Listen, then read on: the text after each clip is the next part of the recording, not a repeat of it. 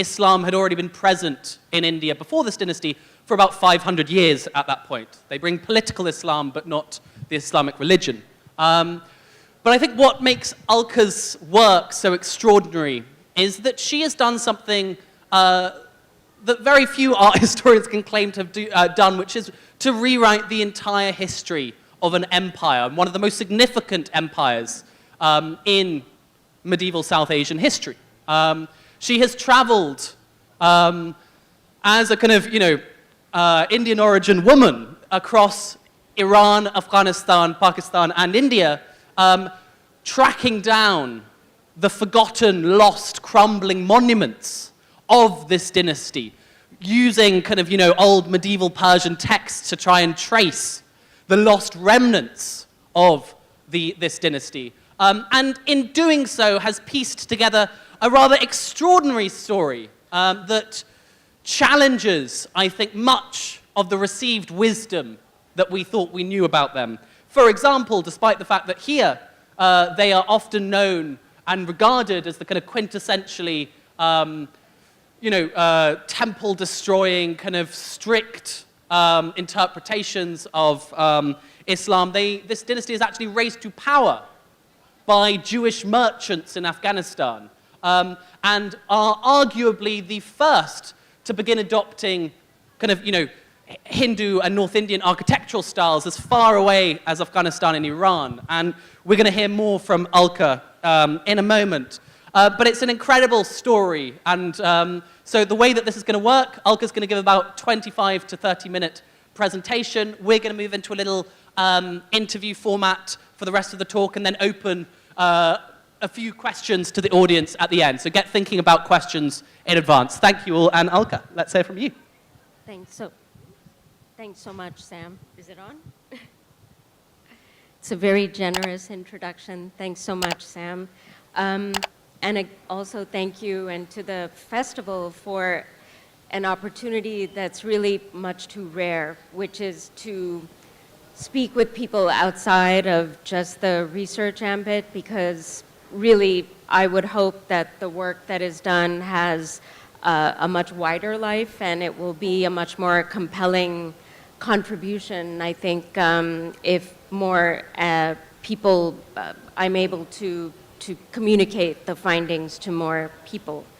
Could we get the PowerPoint on stage to the tech team? Brilliant. Okay. So I think everybody is familiar with this image, but, well, not with the image, but with the monument. And the reason that I chose it is because it actually speaks to the notoriety, I think, certainly from the monumental perspective of this particular period of South Asian history.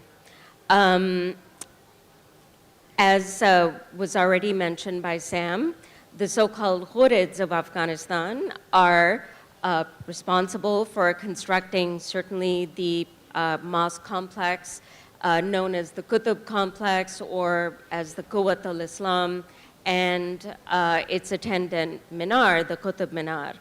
And the monument really was representative of so much of historical India, to the point where also, I don't know if the pointer, anyway, as you can see, it was actually a French aristocrat who was traveling in northern India, who took the pains to drag photographic equipment to the site and photograph actually pre-1857. So it's an interesting set of photographs.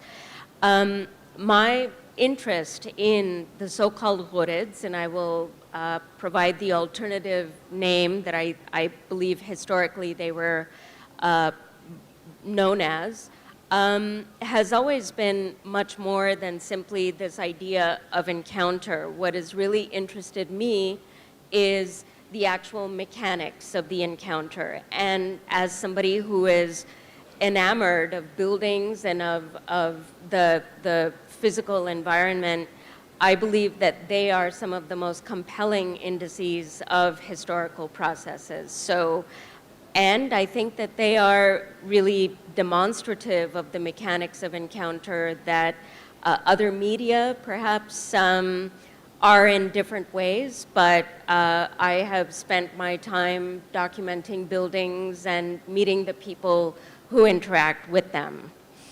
So the so-called ghurids, and as you can see in this little map in the corner, they are considered really a very ephemeral political formation. But in my research, and I think they should be actually ascribed a much larger historical significance than has been the case in the past. And part of this, I think, is the fact that they, in fact, initiated a certain historical momentum. It wasn't the Ghaznavids, but in fact, these folks, the so-called ghurids, who in fact set up a much longer-term political presence in northern India, as Sam made reference to, and although their, of course, imperial life cycle came and went, it's interesting that in their wake, there were a series of these newcomers that came from the Northwest, a different series of adventurers, power seekers, who nevertheless followed in these same footsteps, if you will, and eventually established what we think of as the Sultanate of Delhi, collectively including usually the Khaljis and the Tughlaqs, and ultimately also disseminated this, these various political formations that were Islam affiliated really throughout what we could think of as the subcontinent.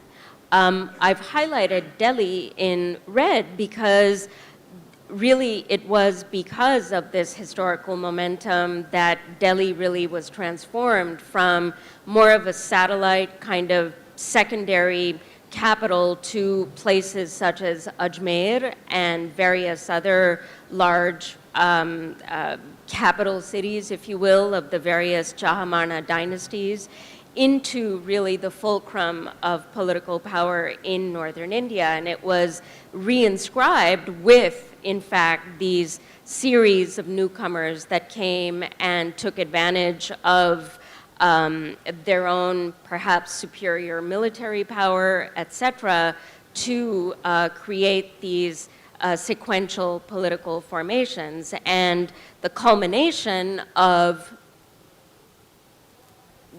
these activities, I don't know why it's not advancing, I'm sorry. Is it? Point this way. Ah. Could we have the next slide, please? There. So, for that little thing, I'm sorry. So in fact, oops, there was a culmination in the Mughal Empire with this succession of newcomers into northern India. So because of this historical significance, hopefully that's becoming more clear, for a very long time, since I was a student, in fact, this particular series of historical processes has been, I think, very meaningful for me to pursue. So finally, after a couple of other projects were done, I was able to dedicate myself to what I thought would be one volume, but in fact, it's turned out to be two. The first volume is what Sam introduced, and as you can see, it covers the second half of the 12th century, essentially. So I wanted to say a few words about the use of these terminologies such as Iran, India, and Afghanistan.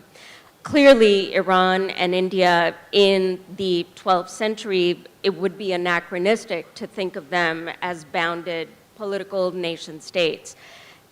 For the purposes of a sort of snappy title, if you will, I actually have used these terms to indicate very kind of permeably defined cultural spheres.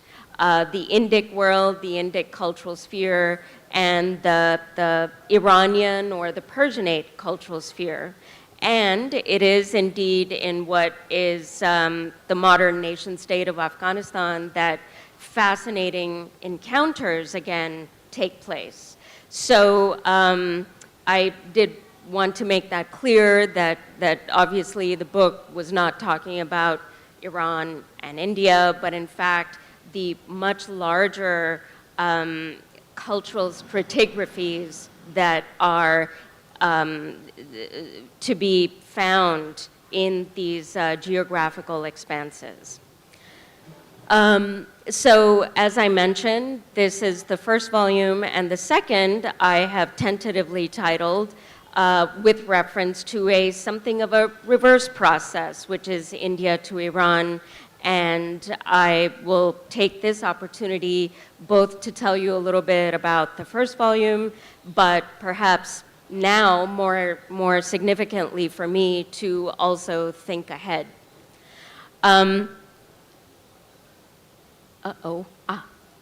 So what I mean by the mechanics of encounter is, and again, as Sam had made reference, previously there had been mercantile and other communities really throughout historical India from virtually the first years of the Islamic calendar.